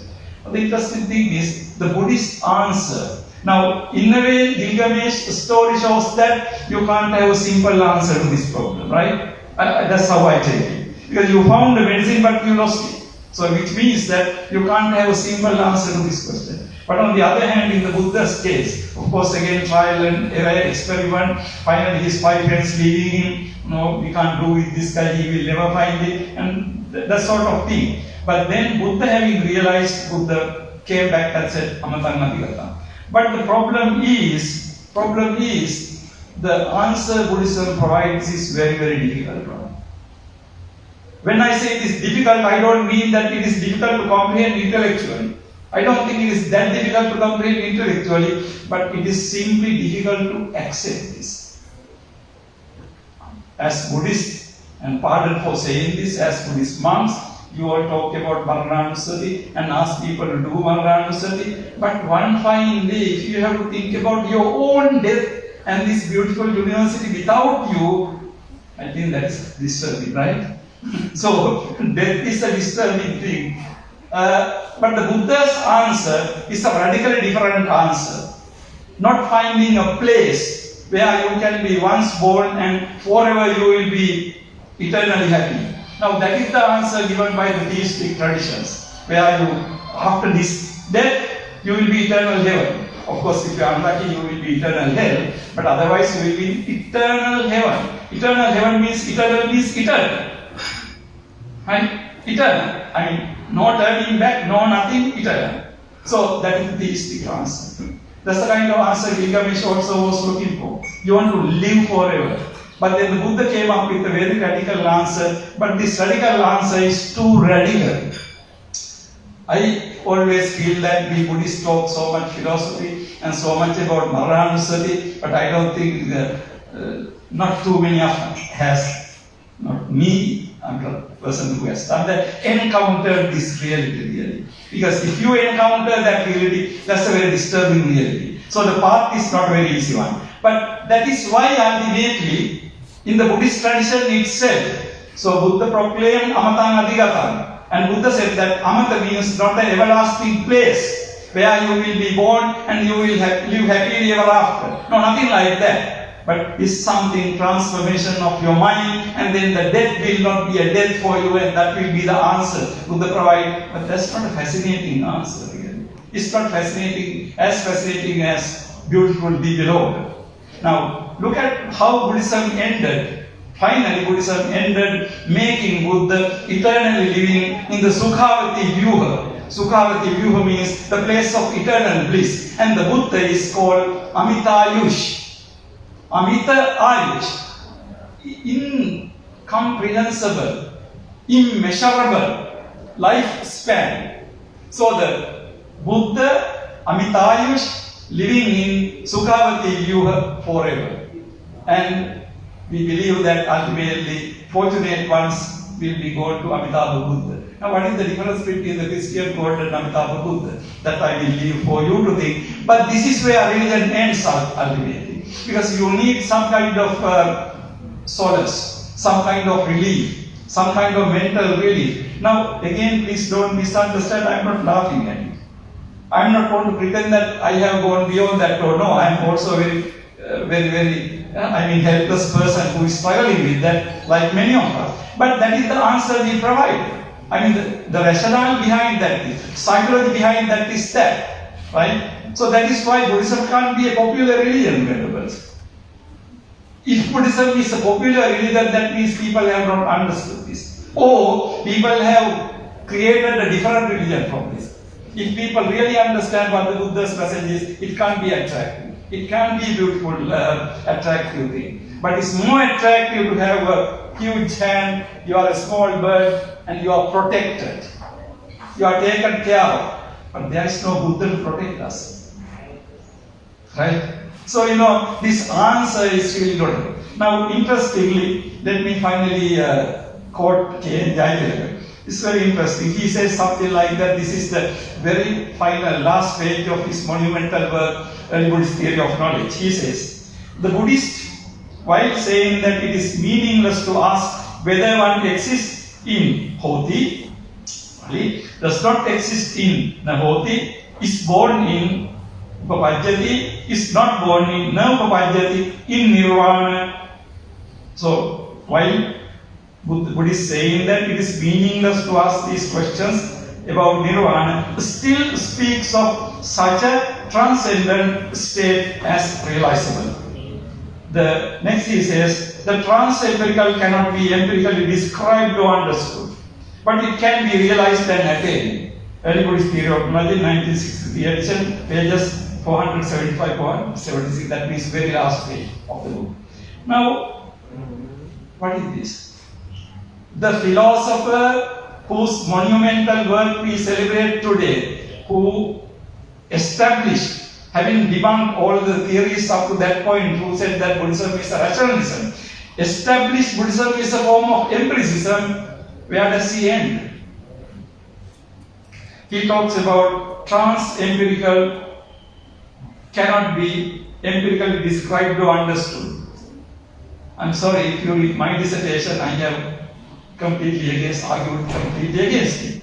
But again, that doesn't mean that Asanga Deviratne is right, because that is my rational part.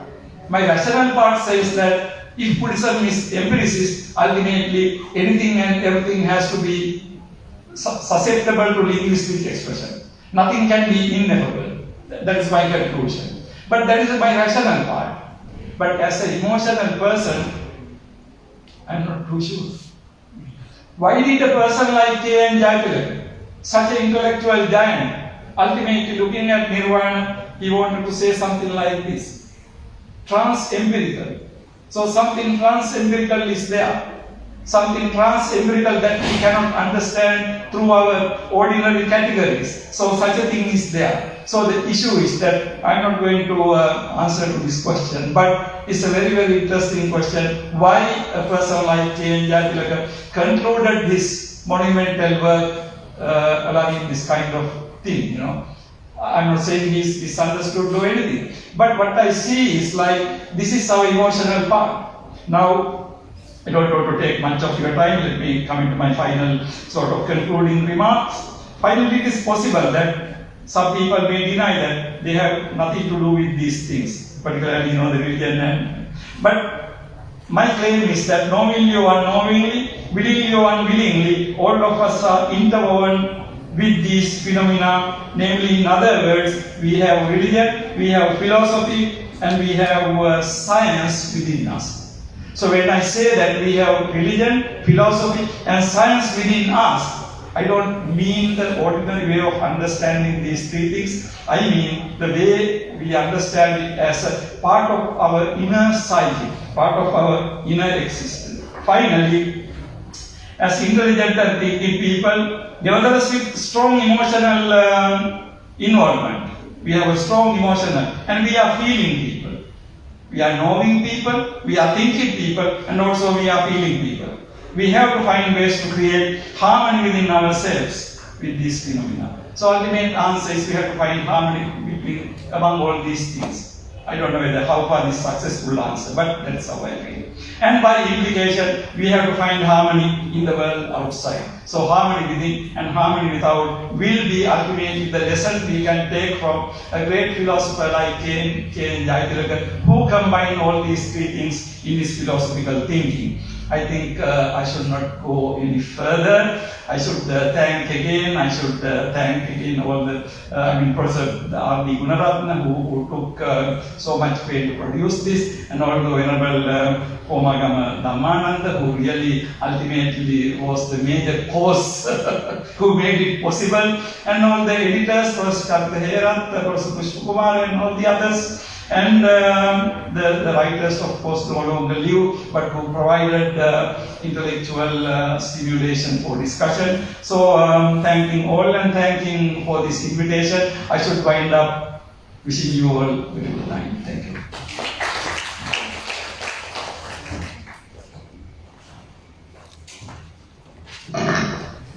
Thank you very much, sir, for accepting our invitation and traveling from Kalam to here to deliver a very inspiring reviews on this publication. So thank you very much, sir.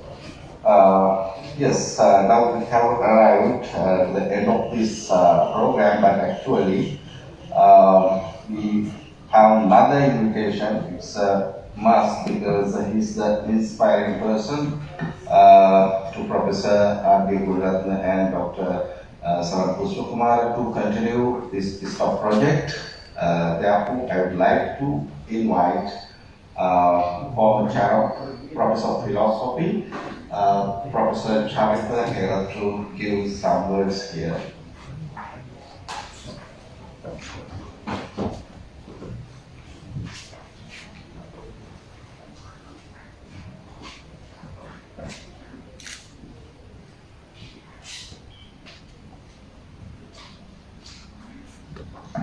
Venerable Sirs, most respected our Nayaka Theros and Reverend Sirs, Professor Gunaratne and Professor Tiraratne and all the distinguished professors, colleagues, friends.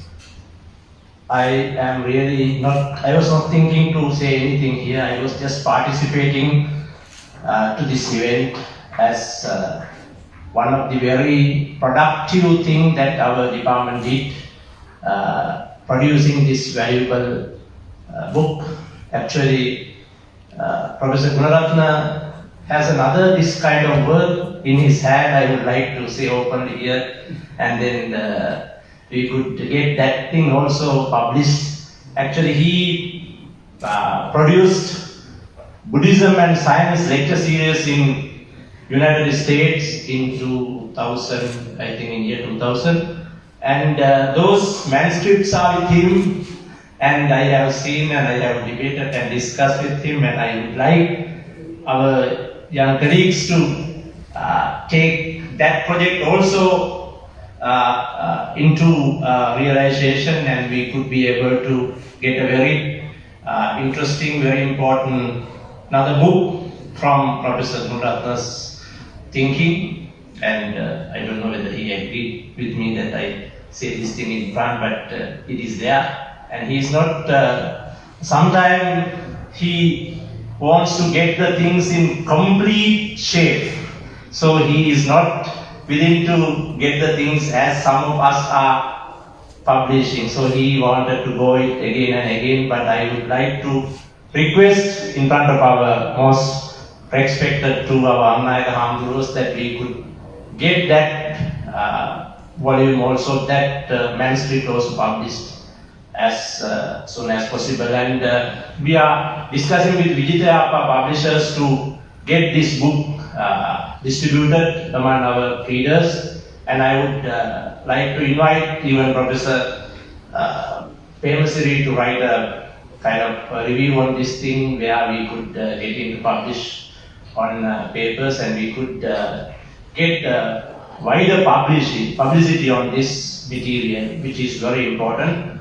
And having said that, and having thanking to Professor Gunaratna and Professor Tilakaratna, who has always been very remarkable scholar on Buddhist studies, and actually there were two different camps on Jayatilaka's studies in our Buddhist studies scholarly work, and I think Kalupan and Tilakaratna are in one side on that, and there are other positions that some scholarly works produced, and I don't want to go into that discussion here since now I am not an academic anymore and I am doing something else. And expecting all you, sir, giving me little time, and I would like to help as much as possible as any ways, whatever the requested and whatever the available, to get this remarkable, important studies published and established in academic world.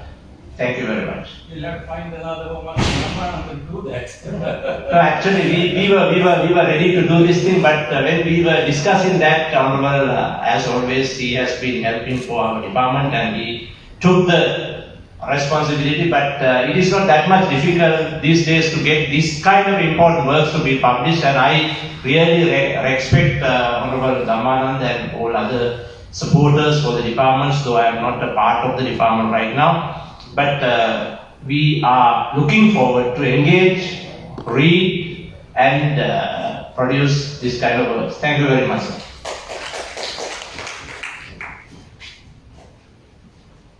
Thank you very much, sir. So, now we have arrived to the final event. It is the vote of thanks. So, I myself do the vote of thanks. ප්‍රථමයෙන්ම අප දෙපාර්තමේන්තුවේ හා cake Jayathilaka අනුස්මරණ කමිටුවේ ස්තුතිපූර්වක ගෞරව ප්‍රණාමය පුද කිරීමට කැමැති මේ අවස්ථාවට අපගේ ආරාධනය සල්දී වැඩම අවදාළ අස්ගිරිය පාර්ශ්වයේදී අනුනායක වෙනරබල් Dr. Gyanguda Siri and Mike Tero, and Venerable Professor Kotapiti Rahula and Mike Tero. And we can see here the former Mahapadhyaya of University of Pali and Buddhist University of Homagama. So Professor Kalele Sunasiri Tero and our Professor Nyananda Tero and Dr. Homagama Dhammananda Tero, and there are some other professors and members also. So I would like to convey our department and our committee thanks for all reverences who accept our invitation and who came here and stay with us more than 2 hours. Thank you very much. Next, I would like to give my thanks on behalf of the committee and the department. Our Vice Chancellor, sir, I think this was his first participation to an event which is organized by the Department of Philosophy with busy schedules. Actually, he accepted our invitation and he came here and delivered a valuable lecture. So thank you very much, sir. And the newly appointed Dean of the Arts, thank you very much, sir, for your appearance here and your great support for us. And especially my thanks should go to the Professor Asanga Tilakaratna. You know, he's very familiar to us, especially to Veradenia. This kind of event actually, he's the most suitable person most times. Very recently, I think last time also he accepted our invitation and came here and delivered a valuable lecture. Today also, I think everybody knows that he did a great job. So thank you very much, sir, for your kindness. Then I would like to give my thanks. Our Professor R.D. Gunaratna was the editor of this project or this book. Thank you very much, sir. And my thanks should go to the head of the department, Professor B.M. Javain, sir, for your support. And also I should thanks I can see several professors, dear sirs and madams from other departments also. So I would like to convey my heartiest thanks for all of you. And I see some former heads of the Department of Philosophy, Professor Anas and Professor Karnanayaka and Senior Lecturer Manju Isanayaka. So I would like to give my thanks for all for participating. And I can see our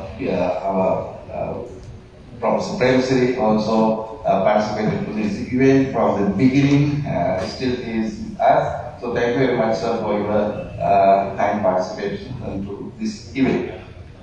And I should give my thanks especially Professor Namali Handagama Madam, because I know that she did a lot behind this event to make this event a very successful event.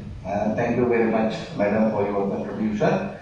And especially my thanks should go to the former assistant lecturer, Dinesha Vigapur. So I think she gave a great assistance to our Professor Murat to finish this project. So my thanks goes to her.